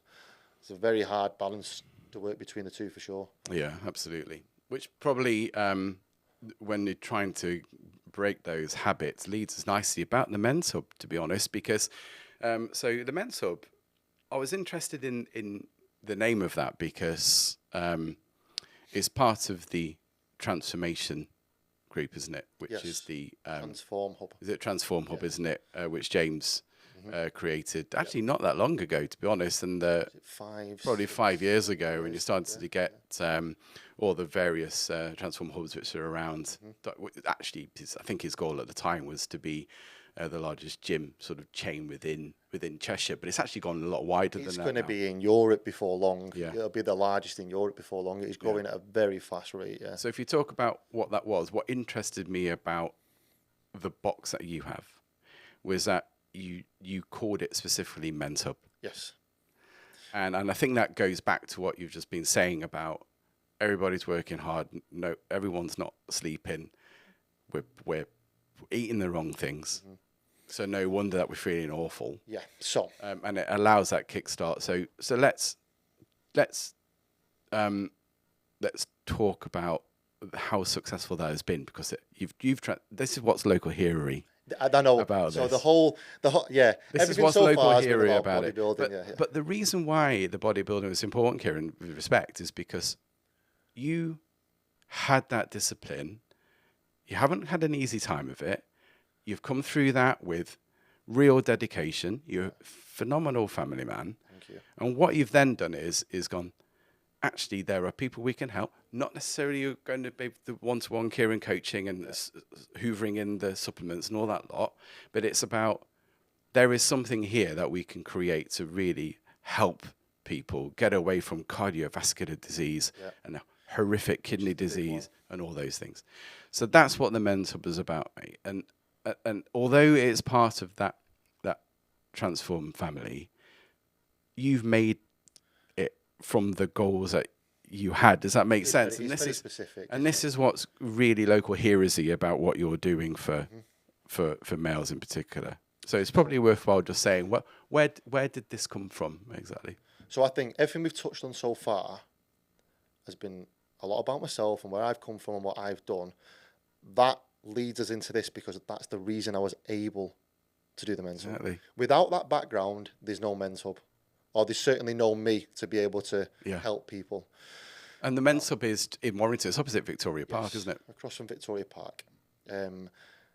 Now, I was an engineer on the chemical plant and did that for about 14 years, roughly. And for the past let's say 4 or 5 years of it, I was way more interested in coaching people. So I was doing that on the side. So I was running like the online business on the side. But a lot of what was coming to me was, I want a 6-pack for the beach. Yeah, I want to be big and juicy and jacked and whatever. I was like, okay, that's all well and good, but I really, there's a scratch that I need to itch, right? I know that it runs so much deeper than this, but I didn't connect the dots at the time. And then unfortunately, my brother died, the one that I said that when I was younger went through all the alcohol, drugs and all that. And he was about 46, 44 to 46, something like that. When was this, Kieran? A couple of years back. Right. Well, just before the hub. Oh, okay. Just before the hub. This is the reason. And I looked at that, and then my mum had passed when she was 44. Mum's was cancer, and a lot of the family were cancer. But it was the age that I was concerned with, thinking, God, it's not very old, is it, in your 40s?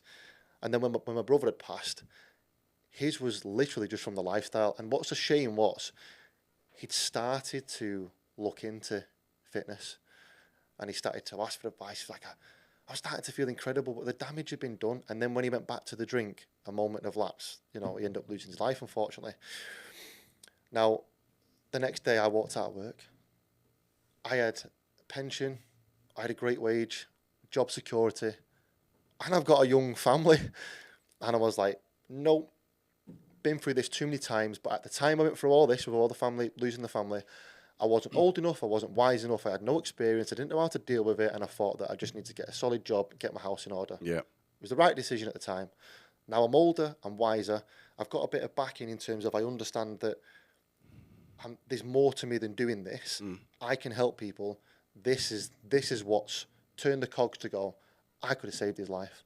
If I wasn't working here and I was specifically helping people like him, he would still be alive today. So I walked out of work, and they was like, oh, you owe us 4 weeks in advance. All they said, look, don't pay me, don't care. There's more to life than money. I'm going to figure this stuff out. Rang Carissa, like, pack the butty van up. We'll go and get the kids out of school. Lumped them all in the car, crying my eyes out all the way down to the caravan. I said, I just need to get away. And she's got a picture of me in the car, streaming, driving down to the caravan. And she was like, you'll make this work. I said, no, I will. I'm determined I'll make it work. So took on a load more clients online, but again, it still wasn't scratching that itch. So I met James in the gym, and he told me about this franchise and these gyms, but he came at me with, and this is making this much money, this is making this much, and I thought, I'm not interested. But do something about it, you know what I mean? I spoke to the wife about it, and she went, I've heard it all before, and I was like, yeah, I don't trust him. Anyway, I then started training with him, and then he asked me to coach him, and then I'm watching what he's doing, and then I went to visit his place, his women's place, and I thought, this isn't what he came out with. I own these gyms, and this is the money, and blah blah blah, and he was driving a Audi R8 at the time and stuff. But then when I got to the gym, I was like, whoa, this is different. This is women of a certain age group, and you longevity. These people that would never step in a gym, and they're all here. What about a men's one in Warrington? I've got no money. We'll figure all that out. I was like, let's just do it. Money from one bank, money from another bank, ringing all my mates. Can you just loan me a bit of money? Yeah. Probably 10 people I borrowed money off, scratched all this money together. And then it was like... It's a franchise business, isn't it? It's a franchise, yeah. So pay a certain amount for lease and contracts and everything. So we scratched about and got all this money together, and then we was like, right, well, this is it. We're going to have to start the build now. We've got 2 young kids. We've got no time, but we'll make it work. So early mornings, late nights. These videos of the kids being, 6 to 8 years of age, painting the walls. Well, you're getting a mezzanine. Yes, and you came in. Yeah. I even building the place, I was like, this isn't going to be ready. All these guys, and you was there, like, these have got to start. Right, we're just gonna have to spend more money, give them all a free T-shirt, and say we'll start the week later. And even then, when you started, you had a toilet and the gym floor. Everything else was a mess. Yeah. But I had to this is my first time in front of all you guys, and I'm like, look, I'm sure you all understand. You're all working class men. You've all been there. You've all seen it. You're all of a certain age. You understand that things don't always work out right, but I'm gonna get you in shape. Yeah. You know, and the feedback from after the first week, everyone's going, let me pay. I want to pay for 6 months. I want to pay for a year. And we're like, wow. But anyway, regardless from all that side of it, for me, it was about these many people that are going to come here in the same boat as my brother. They don't understand nutrition. They're in ill health, even if they don't realise it. They're either got or they're close to type 2 diabetes. 9 out of 10 of them have got high blood pressure. Cholesterol's probably through the roof. The doctors want to give them these medications. I was about, let's just show them what some good nutrition and some training can do. And within 4 to 6 weeks, cholesterol's in range, blood pressure's in range. Some people reversing type 2 diabetes. That's longevity, that's quality of life. Like, it's literally not just changing, but saving some people's lives. And like you say, this is now where it comes into the local hero. And it wasn't a thought process of, oh, I want to be a local hero, for example. It was, I just know that I could have saved my brother and these other people that need help. And if I didn't do that, if I just continued working and doing what I was doing for the comfort of this wage that I was getting, it didn't sit right with me when I knew I could be helping people. And that's pretty much where it came from. So you get a lot of support there because you provide this is what you need to do this week profile. So you get a pack, you get you need to cut out carbohydrates this week, fellas. Yeah. The following week, you introduce carbohydrates in again, but this is what it looks like. But you provide a hour by hour plan. But also, I think, and this relates back to what you were saying about making notes and you write things down, is that you have to write down what you've done each day. So the model's changed slightly now, always improving. Yeah. It's even more accountability. So now they have an app, and on that app, we get them to take a picture of the meal. Every single meal. Oh, that's cool. And they'll take a picture, and then one of the coaches have set times a day to look over all the info of these guys, and they'll go, right, Mark, that meal doesn't look great to me. You know your boundaries, like you're eating too much, or it might be a case of going, do you know what, Mark? It looks okay. And when you get weighed in on Wednesday, let's have a look at your muscle mass, your fat percentage, and then we can figure out if it was too much for you or not enough. And it's helping people just stay accountable. There's also daily habits on there as well. 6 litres of water, 10,000 steps. And you tick it off when you've done it. You ticking that off and taking them pictures is making you accountable and feel accomplished. And then you check, oh, I'm building muscle at the same time. I'm not concerned with, oh, I'm 190 pound and I'm still 190 pound. It's fats come down, visceral fats come down, muscle's gone up. Sometimes we'll get people in to do private blood work, or we'll get people to go to the GP. They see the blood work's improving. It's a win-win situation. Yeah. And it's foolproof as well. You cannot not make progress. If you're doing a 6-week program, you're training 3 or 4 times a week. You've got a nutrition plan to follow, and if you follow every step of it, and you're being weighed in and checked 3 times a week, there's no way you can't make progress. Well, do you know what? That was what I always remember about the that initial intro, where you were going through the plan. Yeah. Look, folks, this is what you need to do. So, plan ahead. Go to the superstore and go and buy it, right? And it's not about I have got money, I haven't got any money. It's you buy within the means that you can afford, right? Yeah. That's what it's all about. Yeah. And everybody is on the same level playing field. It doesn't matter if you turn up in a bicycle or you turn up in your Jag, right? Everyone's the same. You have this process. So the initial idea is that let's achieve something within 6 weeks. Mm-hmm. So fellas are coming through the door. 6-week focus, everybody. You get it's a short-term goal. It's a short-term goal. You're just making those, as you said, about changing some of those habits. Yeah. And guess what? And at the end of it, if you stick to it, you're going to have achieved the goal. Yeah. If you haven't, you're going to get found out. Yeah. But either which way, the lads are now coming in the gym. They're now eating a lot better. Their sex life is a lot better. Yeah. Their relationships are a lot better. Moods. They're feeling a lot better. Their Sleep. work is a lot better. And that is absolutely demonstrable, right, with that model. Yeah. Then after 6 weeks, there's a continuation program. But the point is, within them 6 weeks, because they're starting to feel all this, that's when you say, look, this is 6 weeks. Lock in your 6-month goal. Lock in your 12-month. Now you can, your initial short-term goal, you've seen the benefits. Yeah. Don't just call it a day. Yeah. You've got to then lock into a bigger goal and a bigger goal. You're open, because this again is the other thing around. I haven't got time to do it. So you have opening times, isn't it? Like from dawn through to dusk, don't you? So what time's it open? So we're doing at the minute. We'll do a 6 a.m., a 7 a.m., 8 a.m., and we'll do a 5, 6, and a 7 p.m. Yeah. So people are coming before work, people are coming after work. Then we have like a lift club on a Tuesday, which is a different type. That's for like members only. And then we've got a Saturday morning as well.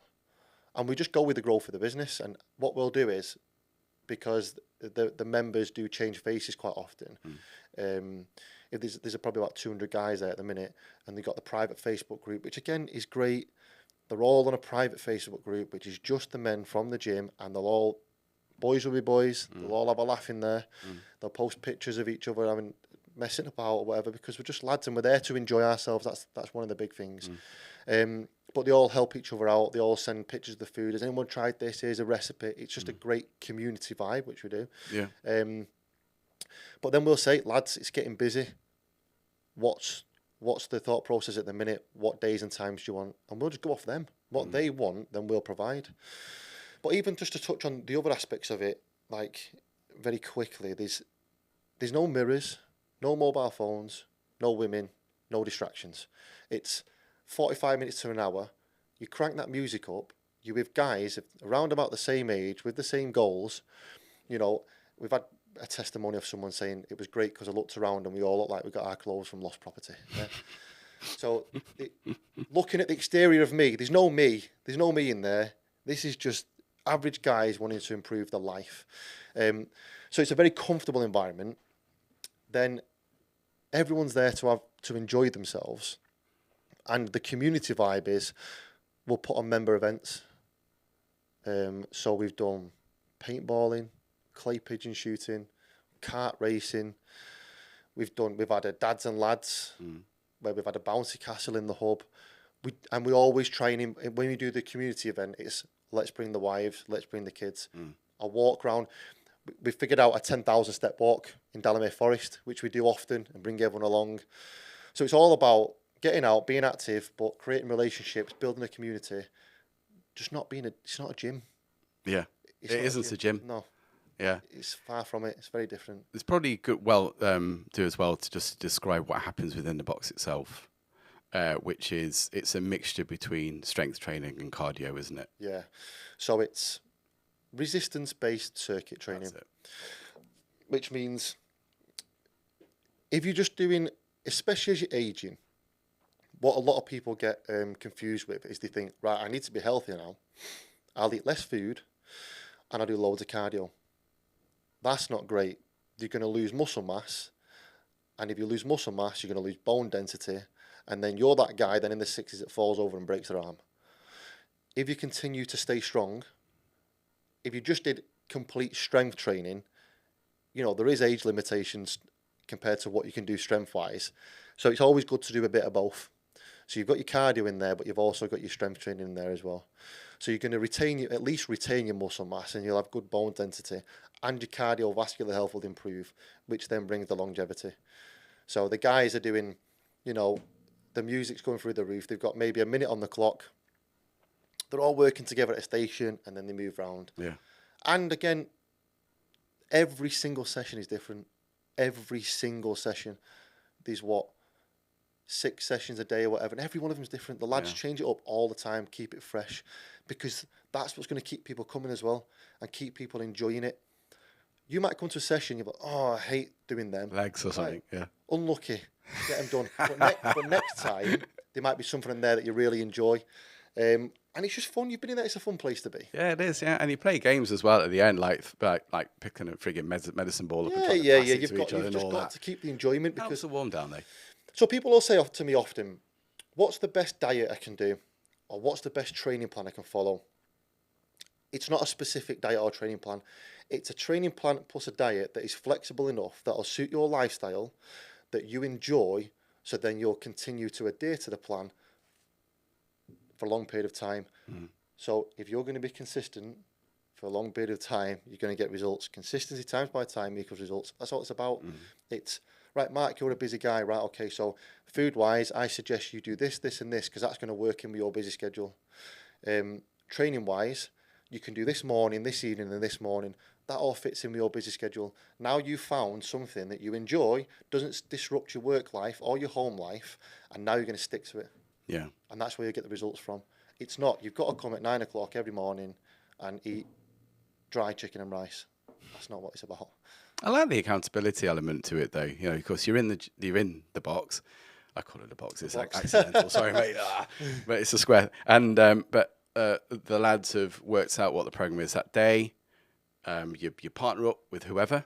Yep. Yeah, which is excellent as well. So you always partner up with somebody, and then you do the circuit regardless of what it is. Right. That is absolutely brilliant. Then when you step out of that gym, that hub, it's then on you then. If you then go and choose to sink 10 pints, and that's on you, mate. Yeah. You ain't gonna be making it. What's the point in doing it if you're not going to achieve the goal? Hey, guess what? You might make a mistake. Don't dwell on it. Yeah. Don't dwell on it. Don't go, oh, I've just had a couple of pints for the lads. Damn, forget it. But we want that. We want people to get again. to a point where they understand that that's okay. You need to have that balance, because, like I just mentioned, if you don't have that balance and you feel restrictive, you ain't going to stick to it. Yeah. The longevity aspect comes from having balance. So I'd say what people do the most is they'll do a 4 to 6 week, whatever it may be, and they'll be like, I want to stay for a year, but I'm going on holiday for 2 weeks now. They go away, they drink 10 ton of beer, eat 10 ton of crap. They come back and they're like, I feel horrible. The worst I've ever felt. I'm never doing that again. That's the first initial, you're going to learn from that mistake. Then as the time goes on, they've already committed to a year. Now, if they'd have gone away after 6 weeks and gone, I'm going to sign up when I'm back, they won't come back. They'll go on holiday, they'll come back, they'll be depressed, they'll get back in that vicious cycle. You've always got to just not procrastinate and just commit. So we get them over the line, we make sure you've got to commit before you go away, because we know what's about to happen. But then when they do come back, they've already committed to, like, oh, I've paid for it, so I'm going to come back. Then they start to find this balance. They get back on the diet, and then they realise, oh, okay, this weekend I had an Indian and two beers, and I feel all right, and I'm being made accountable for the rest of the week, and I'm still making progress. I can do this. This is great, and it's helping them learn from the mistakes, understand, and as always, unlearn bad habits and learn good new ones. You've had some tremendous success stories there. I think that there was one fella in there when I was there. I can't remember his name now, but he lost like 3 or 4 stone. Oh, God, he's losing 7, 8 stone, right? Even more. Yeah, Unreal. just through that camaraderie. Yeah. And again, like you say, you're not asking them to eat lettuce leaves and a bit of prawns. Oh, far from it, yeah. Yeah, it's just making those adjustments, and guess what? It's really helping them. They're probably going to get another 10 years, 20 years on their lives. I think the takeaway is stop procrastinating and commit, right? Because I've had guys where on the phone, they've put the phone down on me, and then we've got another conversation going, and I'll come in on Monday, and then they don't. One of the guys I'm thinking of now, this Big Mike was Big Mike at the time, he was one of these guys. And then when he finally stepped through the door, you could see he was nervous, but, you know, we always hold your hand, put our arm around you, and, you know, we don't make you stand out. We make sure that you blend in. You're not judged, are you? And he's lost 8 stone. Wow. His life's changed completely, and he's confident in himself, and he comes to all the events, and his life has completely changed, and it's probably put, like you say, 10, 15, 20 years back on the end of his life. But you see so many people they put the barrier up before the entry. You know, if I say to someone now, right, mate, give me 500 quid, I'm going to train you, I'm going to do your nutrition, and in 6 weeks, you're going to have lost 2 stone, all your blood markers will improve, life will be better, sleep, moods, energy, great. I've not got 500 quid. Oh, I'm going to ask the missus, or I'll go away and I'll come back, and they never find the 500 quid. But if a tax bill at the door, they'd find the 500 quid straight away. But then if I said, give me 5,000 quid, and you'll wake up in the morning without having to do anything, and you'll have all these improvements. They'll find the $5,000. They'll find the $5,000 overnight, not a problem. They're scared of commitment. They're scared of having to do the work for the 6 weeks. They're scared of the unknown because they've never... The reason they're in the position that they're in right now is because for the rest of their life, they have just been procrastinating. I'll go next week. I'll put that off. I've got something else on. You know, I've got to pay for the tyres on my car. They'll always find an excuse. So it's difficult to get some people over the line, but they're the ones that are worth working with.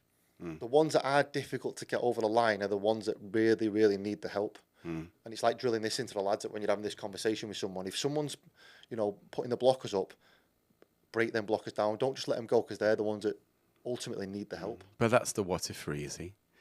So but it's actually. Yeah, but I've got to go work. Yeah, but I've got a party to go to. Yeah, but blah blah blah. Yeah, but blah blah blah. And then they'll never get there, which is why you're in that vicious. It's a vicious cycle. Yeah. You've even had guys sat there going, "Don't care about the price. I need to do this now. I had a heart attack however long ago. I need to be better for the wife. I need to be around for the kids." And then they still put the blockers up and go, "I'm just going to have a think about it." Yeah. But what's to think about, mate? Like, do you want to stay alive or not? And I try and say to him, I say, look, in 6 months' time, if you're still alive, you're going to be back in the same situation. It's just procrastination. And over them 6 months, or let's say 6 weeks, let's say it's 500 quid over 6 weeks. Do you not think that you're going to waste 500 quid or spend 500 quid on foods that are bad for you or things that are going to damage your health over them 6 weeks? You are. Yeah. More than. Yeah. I mean, I think the what you've done specifically about calling it the men's hub is, I think you've saved countless lives, mate. And I think that honestly that I know that it's part of a franchise thing, but at the end of the day, you make it for what it is. 100%. And the guys who are going in there are coming out of there knackered, but motivated, feeling great. And as I said, their relationships are a lot better. And that's down to them. In order having that discipline, in order the willingness to change. Because having brain fog, feeling bloated, having that dreadful sense of fatigue, the achy joints, is not a requirement of getting older. Not a requirement of age at all. It's about it's the things you can adjust certain things in your life, and all you're asking for is for that initial 6 weeks is an hour of their time. 3 times a week. Yes, that's it. And when you work out, including the lift club that you do, the reason why you do the lift club is because obviously doing strength and conditioning training, lifting in the right way, which is what you bring to the table. You don't deadlift like that, mate, please.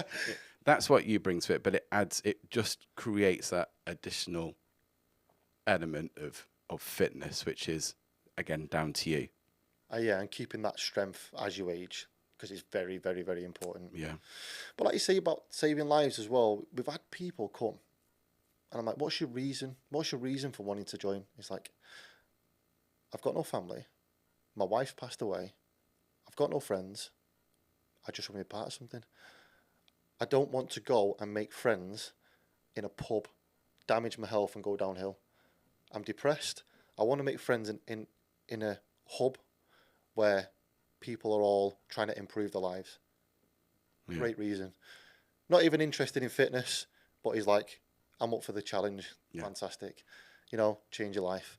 And the specific guy I'm on about right now, he's mid-60s, now got a new girlfriend.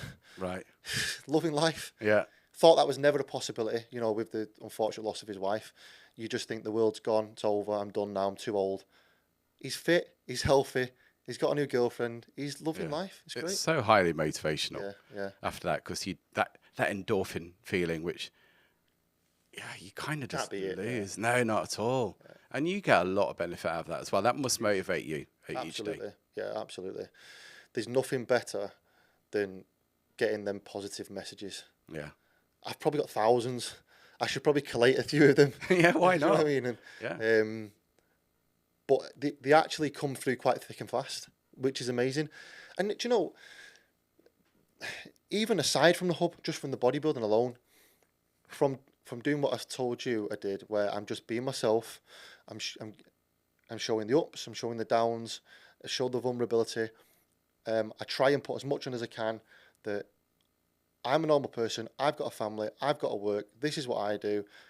I just try and show everything. So it helps people connect. And people connect that much that then they send a message. I've been watching you for 6 months and I've lost this much. They've not come to me for coaching, but they're like, I've lost this much weight, I feel this good, my sleep's improved because of the information that you've put on. I'm like, without even doing anything for people, it's still changing people's lives for the positive. Like, no better feeling than that. Yeah. No, I couldn't agree more. And please keep doing it. Yeah, absolutely will. Keeps me going for longer. Yeah, absolutely. Kieran, I think that's just in terms of the men's hub alone, let alone the people that you coach on a one-to-one, just trying to improve lives. You're not trying to get everybody to be a competition bodybuilder. No, far You're from it. really helping people with their lives. And that, if that's not local heroisy, I don't know what is. Appreciate it. What's the, what are the best ways in which people can get hold of you, and also for the men's hub? So for the men's hub, it's literally just type in Men's Hub Warrington on Facebook or even Instagram. And for me, like I said, I stripped everything back to keep it as real as possible. There's no fancy websites, no fancy pages, just Kieran Driscoll KDT on Instagram. Just simply drop me a direct message. I find it's just, I don't want someone clicking a link, going through a form. I just want them to feel connected from me from the get-go. If you send me a direct message, I'm directly connecting with you as a person there and then. Yeah, I don't want anyone picking up them messages. I don't want them going through emails. I just want it direct. So Kieran Driscoll _KDT on Instagram, or Men's Hub Warrington on Instagram or Facebook. And I think that's as simple as that, isn't it? Yeah, super simple. Yeah, keep it down. And I think it's also worth mentioning, Kieran, that through your KD coaching, KDT, Kieran Driscoll Transformations, is that you're helping as many women as you are men. Yeah, probably from what we've just spoke about here, there's been it probably seems like it's more biased towards men. Absolutely not. The KDT Transformations, probably a 50-50 split at the minute. Yeah, tons of women. It's just that in the height of my bodybuilding career right now, that gets pushed to the front in terms of the shop window, if you would call it that. So a lot of the competitors, because they want to show off their physiques. Now, you got to understand, a lot of lifestyle clients, and especially women, are like, can you please not post anything of me? I absolutely respect that. That work's going on in the background. Yeah. And it's even more life-changing, the stuff that goes on in the background, because these are the people that are having like complete life change arounds, not just people that are getting on stage and competing and want a six-pack for the beach kind of thing. Yeah. And I think that's so important. I mean, you are the least biased person I know. So in other words, if you're a woman or a bloke, through your direct coaching, the reason why it's important to probably distinguish between the men's hub and your coaching is they're different goals. Massively different goals. Yeah. It does. There's some overlap because it's fitness. There's got to be a bit of overlap. But I've had guys come to me and we've had the conversation. What is right for you? Some of them have gone, no, I want you specifically. Okay. And then within a few weeks, we kind of realise and go, do you know what? What you've paid me specifically, we're going to put that over to the hub and you're going to join there because that suits you better. And I would always push someone into the right direction. But yeah, look, I've got people ready for photo shoots. Get people who come to me for health reasons. People ready because they want to look great for a wedding day. People just want to fit in the bikini for the beach or drop a few dress sizes. So men, women, any goal, I'm your man. Yeah. Kieran, thank you for what you're doing for everybody. There are hundreds of people who have benefited, and it's hard work. It's selfless, mate. You know, and you, as I said, you're keeping yourself going. It's the most selfless, selfish thing you can do, because I benefit in terms of all the positivity that people are getting. It comes back to me. Yeah. And then I feed off that positivity. It's a passion. It works. You know, I don't feel like I work a day in my life. I know, again, cliche, but it's true. That's a great place to leave the body. Kieran, you are a local hero through and through, mate. Appreciate it. Thank you. Well done. Cheers, buddy. Thank you.